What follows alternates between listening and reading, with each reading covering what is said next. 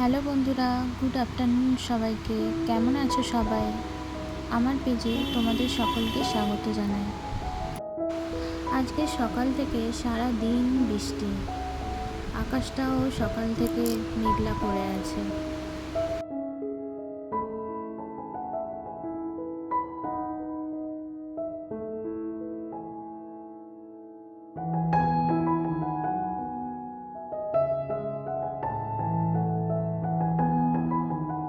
আজকে আমার মনটা ভীষণই খারাপ হয়ে আছে।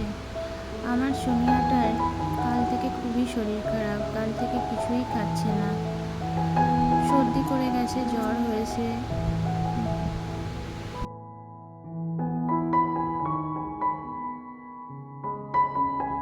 ধরে যে ওষুধটা খাইয়ে দেবো তারও উপায় নেই। গায়ে হাত দিলেই এত পরিমাণে কামড়াচ্ছে, তার জন্য ওষুধটা জলে দিয়ে দিয়েছি।